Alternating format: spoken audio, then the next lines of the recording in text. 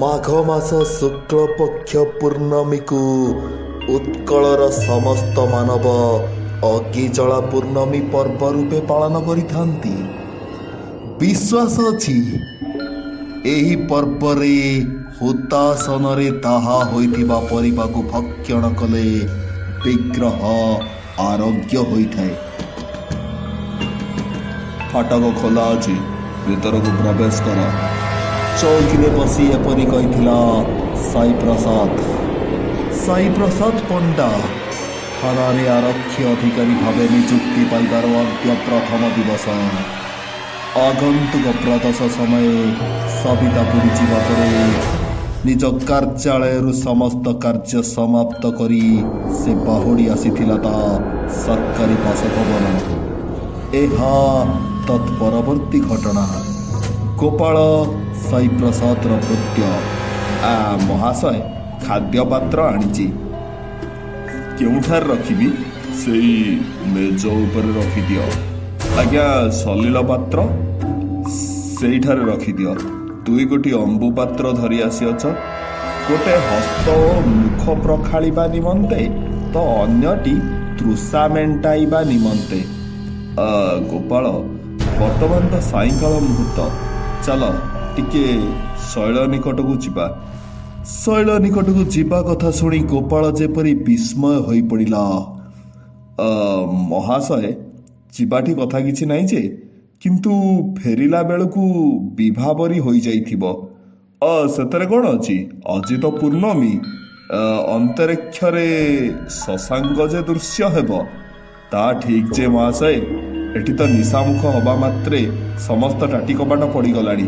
ଚାରିଆଡ଼େ ଏକବାର ସୁନସାନ। ବିପଦର କାରଣ ହେଉଛି ସେଇ କାନନ।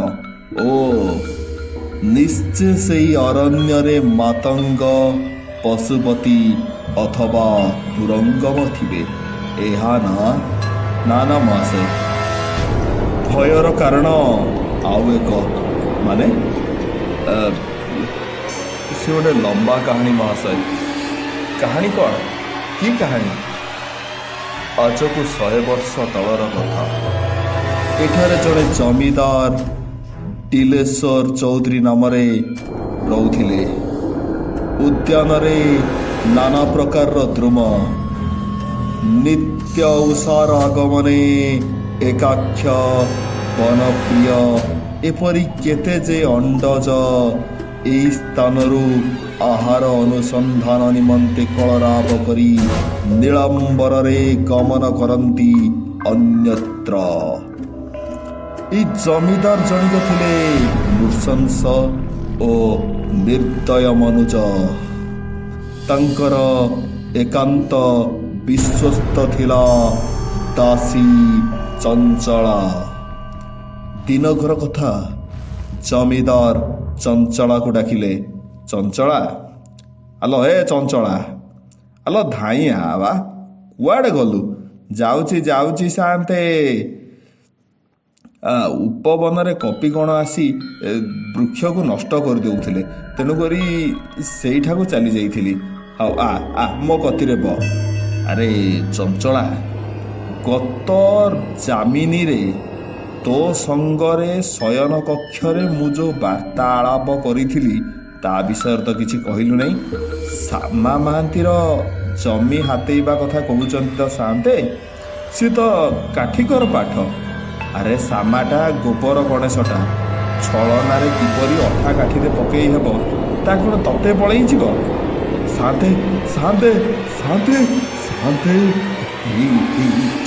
ଚଞ୍ଚଳା, ମୋହନା ଆସୁଛି। ପାଟି କରନା। ସାନ୍ତେ, ଆରେ କ'ଣ ହେଇଛି ରେ ମୋହନା? କାହିଁ ଏମିତି ଧାଉଁଛୁ? କାହିଁ ଏମିତି ଧାଇଁ ଆଇଛୁ ମୋ କତିକି? ମୁଁ ଟିକେ ଶୁଣେ।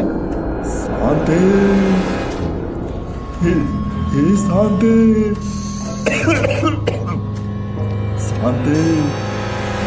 ଶାନ୍ତେ, ଆରେ କହ, କଥାଟା ଖୋଲିକି କହିଲେ ସିନା ମୁଁ ଶୁଣିବି।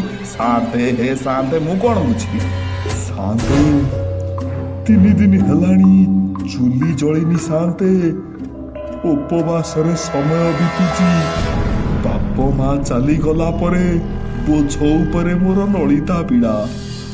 ଗଲା ବର୍ଷ ଫସଲ ଭଲ ହେଇଥିଲା ସାନ୍ତେ, ଆପଣଙ୍କର ଅଧା ଋଣ ମୁଁ ସୁଝି ଦେଇଥିଲି। ଏଥର ତ ଦୁର୍ଭିକ୍ଷ ହେତୁ ଫସଲ ଭଲ ହବନି ସାନ୍ତେ, ମୋଟୁରୁ ହବ ନାହିଁ। ଆପଣ ସେ ବନ୍ଧକ ରଖିଥିବା ଜମିଟିକୁ ମତେ ଫେରସ୍ତ କରିଦିଅନ୍ତୁ ସାନ୍ତେ।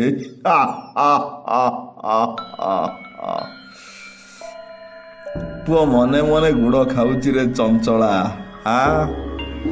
ଆରେ ଜମିଦାର ଦିଲେଶ୍ୱର ଚୌଧୁରୀ ପାଖକୁ ଯାହା ଥରେ ଆସିଛି ତା କ'ଣ ଏତେ ସହଜ ନେଇଯିବା? ଶୁଣେ, ତୋ ଜମି ତୁ ଋଣ ନ ସୁଝିବା ପର୍ଯ୍ୟନ୍ତ ମୁଁ ତତେ ଫେରେଇବିନି ସାନ୍ତେ। କଥାରେ ଅଛି, ନିଜକୁ ପଡ଼ିଲେ ପ୍ରମାଦ, ଗୁରୁ ବ୍ରାହ୍ମଣ ଶିରଚ୍ଛେଦ।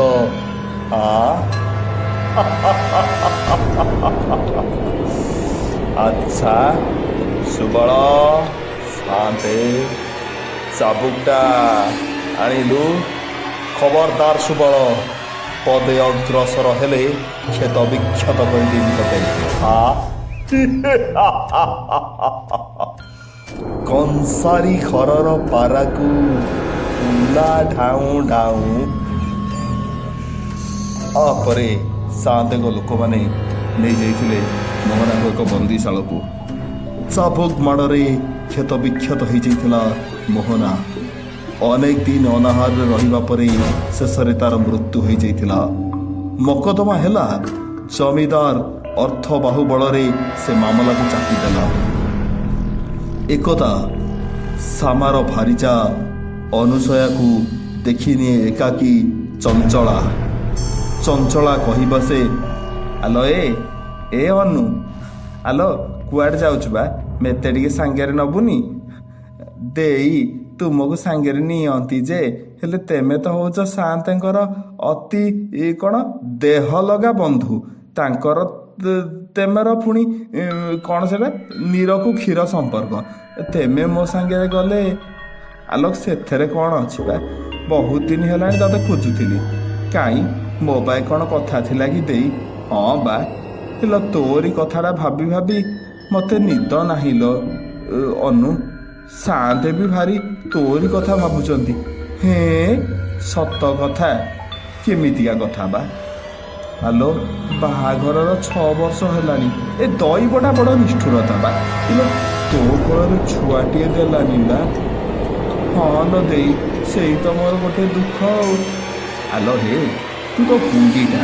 ଆଲୋ ତୋ ଗେରସ୍ତକୁ କହିକି ଯଦି ଗାଁରେ ପଣ୍ଡିତମାନଙ୍କୁ ଡାକି ଗୋଟେ ପୂଜା ଅର୍ଚ୍ଚନା କରେଇ ସମସ୍ତଙ୍କୁ ଖାଦ୍ୟ ବସ୍ତ୍ର ଦିଅନ୍ତୁ, ତେବେ କାହିଁକି ଏ ଅସୁବିଧା ହୁଅନ୍ତା?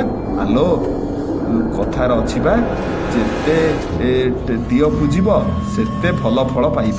ଆଲୋ କ'ଣ କହୁଛୁ? ଠିକ୍ ଯେ ଦେଇ, କିନ୍ତୁ ଏତେ ଅର୍ଥ? ଆଲୋ ତମର ସେ 3 ମାଣ ଜମିଟା ସାନ୍ତେଙ୍କ ପାଖରେ ବନ୍ଧା ରଖିଦବ। ଯେତେବେଳେ ତମର ଟଙ୍କା ହବ ପୁଣି ସେ ଜମିକି ମୁକୁଳେଇ ଦବ। ଏଇଠି ତ ଗେରସ୍ତ ଆସିଲାଣି ସାମା, ଶୁଣୁ ତୁ ତାକୁ ଭଲକିରି ବୁଝେଇ କହିବୁ। ପରେ ଅନୁ ଚୁପଚାପ ବସି ରହେ। ଏଣେ ସାମା ଆସି ପାଟି କରି ଡାକେ, ଅନୁ, ହାଲୋ ଅନୁ, ହାଲୋ କୁଆଡ଼େ ଗଲା ବା? ଏଇଠି ବସିଛୁ? ଇଲୋ ହାଣ୍ଡିଟା ପରି କାହିଁ ମୁହଁ କରିଛୁ ବା? ଆଲୋ କ'ଣ ହେଇଛି ତ କହ। ଏମିତି ମୁହଁ କଲେ ମୁଁ କ'ଣ ଜାଣିବି କହିଲୁ? ମୋ ଉପରେ ରାଗିଛୁ ପରା। ଆଲୋ ଅନୁ, ଆଲୋ ହାଟରୁ ଟିକେ ସଉଦା ଆଣି ଏଇ ଆସୁ ଆସୁ ବିଳମ୍ବ ହେଇଗଲା। ଏମିତିରେ କ'ଣ କିଏ ରାଗନ୍ତି? ହସିଦେଲୁ, ହସଦେ। ନା ମୁଁ ରାଗିଛି, ମୁଁ ତୁମ ସାଙ୍ଗେ କଥା ହେବିନି। ଆଲୋ ମୋ ସାଙ୍ଗେ କଥା ହେବୁନି କିଲୋ? କାହିଁକି? କଥାଟା ସିନା କ'ଣ କହିଲେ ମୁଁ ବୁଝିବି। ତମେ ଆଗ କୁହ, ମୋ କଥା ବୁଝିବ। ଆଲୋ ହଁ ଲୋ, ତୋ ରାଣ ଖାଇ କହୁଛି, ମୁଁ ତୋ କଥା ବୁଝିବି, ରାଗିବିନି। କହ। ମୋର ଛୁଆଟିଏ ନାହିଁ ବୋଲି ମତେ ସମସ୍ତେ ବାଞ୍ଝ କହୁଛନ୍ତି।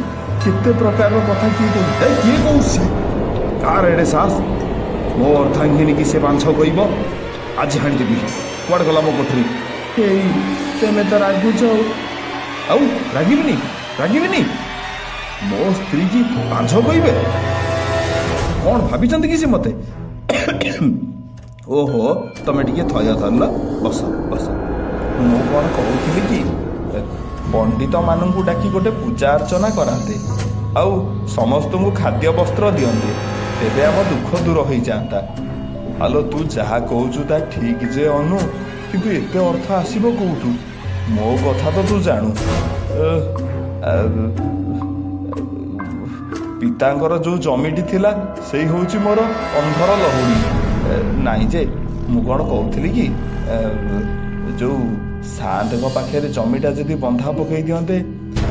ଆଲୋ, ତୁ କହୁଛୁ ସାଆନ୍ତଙ୍କ ପାଖରେ ବାପ ଅଜା ଅମଳର ଜମି ବନ୍ଧା ପକେଇ ମୁଁ ଦିଅ ପୂଜିବି ଓ ଲୋକମାନଙ୍କୁ ଖାଦ୍ୟ ବସ୍ତ୍ର ଦେବି? ଆରେ, ତାହା ଯଦି ଆମର କୁହୁଡ଼ି ପହଁରିବା ହୋଇଯାଏ?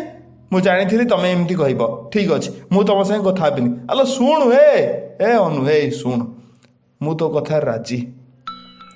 ଆପରେ ଜମି ବନ୍ଧା ରଖିଥିଲା ଶାମା ସାଆନ୍ତ ପାଖରେ। ଦିନ ପରେ ଦିନ, ମାସ ପରେ ମାସ, ବର୍ଷ ପରେ ବର୍ଷ ବିତି ଚାଲିଲା। ଅନୁର ପିଲାପିଲି ହେଲାନି। ଏଣେ ସାଆନ୍ତେ କୌଶଳ କରିକି ଶାମାର 3 ମାଣ ଜମିକୁ ହାତେଇ ନେଇଗଲା। ଏଣେ ଶାମା ସବୁ କଥା ଜାଣିବା ପରେ ରକ୍ତ ଚାଉଳ ଚୋବାଇଲା ଓ କଥା କଥାରେ ଅନୁକୁ କହିଲା, ଉଧ ସାଙ୍ଗେ ବଣଫୁଆ ବାଇ ହେଲେ ଏଇଭଳି ପରିସ୍ଥିତିରେ ପଡ଼େ। ଏଣେ ସାଆନ୍ତର ପୁଷ ମାସ ତ ଶାମାର ହେଲା ସର୍ବନାଶ। ଦିନକର କଥା, ସାଆନ୍ତେ ଓ ଚଞ୍ଚଳା ଦୁହେଁ ବସିଥାନ୍ତି। ଚଞ୍ଚଳା ସାଆନ୍ତକୁ କହିଲା, ସାଆନ୍ତେ, ଔଷଧ ଧରିଛି। ହଁ ରେ ଚଞ୍ଚଳା, ଶାମା ଏବେ ଆଖୁ କିଆରିରେ ପଶିଯାଇଛି। ଚଞ୍ଚଳା, ଖାଲି ଆଖୁ କିଆରିରେ ପଶିନି ମ, ଔଷଧ ବିକଳରେ ଟାଟିଆ କାମୁଡ଼ୁଛି। ସୁବଳ ଏଇ ସମୟରେ ଆସି କହିଲା ଯେ ଶାମା ଘରକୁ ସେମାନେ ଧେନୁକୁ ଆଣିବାକୁ ଯାଇଥିଲେ ଓ ସିଏ ସେମାନଙ୍କୁ ବାଧା ଦେଲା। ଏହାପରେ ସାଆନ୍ତଙ୍କ ନିର୍ଦ୍ଦେଶରେ ଅନେକ ଲୋକ ଗଲେ।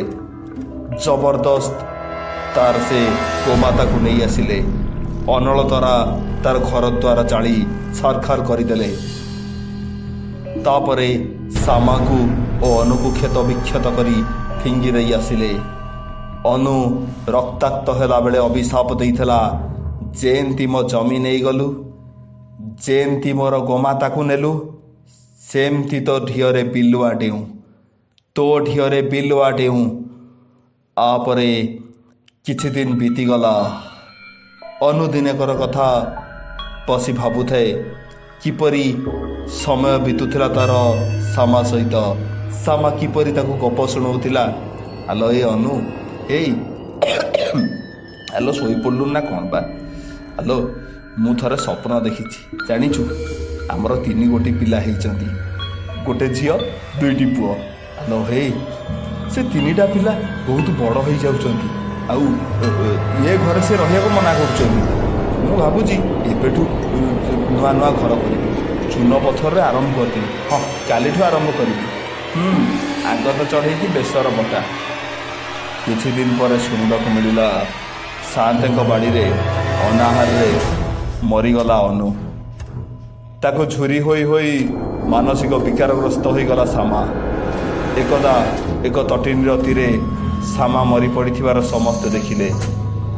ତାପରେ ସମସ୍ତେ ଦେଖନ୍ତି ସ୍ରୋତସ୍ୱିନୀର ଆରପଟେ ନିତ୍ୟ ରଜନୀରେ 2 ଜଣ ପୁରୁଷ ଓ ନାରୀ ବୁଲିବାର। ଆଉ ଖାଲି ଗୋଟିଏ କଥା ଶୁଭାଯାଏ, ଯେମିତି ମୋ ଜମି ନେଇଗଲୁ, ଯେମିତି ମୋ ଗୋମାତାକୁ ନେଇଗଲୁ, ସେନ୍ ତୋ ଢିଅରେ ବିଲୁଆ ଡେଉଁ, ତୋ ଢିଅରେ ବିଲୁଆ ଡେଉଁ। ତାପରେ ଜମିଦାରର ଦେହ ଖରାପ ହେଇଗଲା। ସବୁ ଜାଣିସାରିବା ପରେ ଚଞ୍ଚଳା ସୁବଳ ସହ ମିଶି ସବୁ କାଗଜପତ୍ର ହାତେଇ ନେଇଗଲା। ଅର୍ଦ୍ଧନିଶିରେ ଦୁହେଁ ଗ୍ରାମ ଛାଡ଼ି ଯିବାକୁ ବାହାରିଲେ। ଏହି ସମୟରେ ସୁବଳ କହିଲା, ଆରେ ଚଞ୍ଚଳା, ସବୁ ଠିକଠାକ ଆଣିଛୁ ତ? ହଁ ମ। ଆରେ ଦେଖିଲୁ କିଏ 2 ଜଣ ଆମ ଆଡ଼କୁ ମାଡ଼ି ଆସୁଛନ୍ତି? 2 ଜଣ ପୁରୁଷ ଓ ଗୋଟେ ନାରୀ। କିଏ ସେମାନେ କିଛି ଜଣାପଡ଼ୁନଥିଲା। ଆପରେ ଦେଖାଗଲା ଜଣେ ପୁରୁଷ, ଜଣେ ନାରୀ। ସେ ଦୁହେଁ ଯେପରି ସେମାନଙ୍କ ଆଡ଼କୁ ମାଡ଼ି ଆସୁଛନ୍ତି, ଦୁହେଁ ଦୌଡ଼ିବାକୁ ଲାଗିଲେ। ସୁବଳ ଅହିର ଚୋଟରେ ପ୍ରାଣ ତ୍ୟାଗ କଲା। ତାପରେ ଚଞ୍ଚଳା ଏକ तरंगिणी भितरକୁ प्रवेश करू करू मकरटीए ताकू ग्रास करदेला। जमीदार सेमती तार बारंडार पड़ी मने मने कहूए, चंचला लो अंटी छुरी हुई तंती काटिलु, तोरी पाई लोक मानक सहित मु अहिनकूल संपर्क कली, से माने मो ऊपर दाऊ साधिले, ये हूँ तारी अभिशाप। हाँ, घर ढिंकी जदि कुंभीर हुए मु कहिबी काहाकू, ढिंकीटीए परी एते दिन हेब पड़ी रही से मानकर विकल प्रार्थना को मु अरण्य रोदन मन कली तोरी पाई। तापरे खाली जा कुंभीर कांदना बेले बेले तोरी कथारे पड़ी मु कांदी दिए, किंतु आज सत सतिका नयनरू लोचन झरई चारिची, लोतक पोछिबा को मोर केही नाही। आपरे जमीदार देखिला दुई जन ता आड़ को माड़ी आसुचंती, गोटे थिला पुरुष गोटे थिला नारी। दुहे नारीटी कहूथिला, दे दे मो 3 माण जमी दे मो कामधेनु को मते दे। जमीदार ऊपर को उठुथाए तळକୁ पड़ुथाए, ऊपर को उठुथाए तळକୁ पड़ुथाए, सत जेपरी केई ताकू शून्य रे खुरौची। जमीदार मरीगला। ठीक यही समय किछि काक और सागुणा और चिल आसिले जमीदार को खाइबा को लागिले। कुआड़े थेले के जानी बहुत गुड़े शृगाल पलई आसिले। खाली सुखा जाउथे गोटिए स्वर, जेंती मो जमी नेलु, जेंती मो धेनु को नेलु, तो ठियरे बिलुआ डेऊ।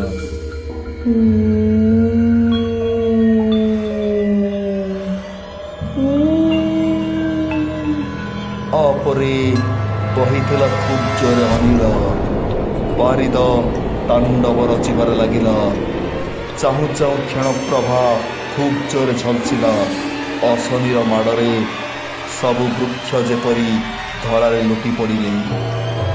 तापरे ता गला एक विपिन। आज भी सुद्धा सामा ओ अनुर स्वर सुघा जाए। हाँ महाशय, हेई शुणुना मो श्रुति रे बाजिला, कई मत तो श्रवण नुनी। हे शुणु अनु, ए अनु, आलो कुआडे गलु? जेंती मो जमी नहींचु, जेंती मो धेनु को नहींचु, तो ठियरे बिलुआ डेऊ, तो ठियरे बिलुआ डेऊ। आपण मानक एक प्रश्न ओडिया गल्पर ठियरे बिलुआ डेईबार लोकवाणीर अर्थटी कौन? आपण माने कमेंट माध्यम रे बुझेबे। हाँ, स्वास्थ्य असुस्थ हेतु उपस्थापना बेले सामान्य टिके त्रुटि रही, सेथिपाई मु आपनकु क्षमा मागी नउची।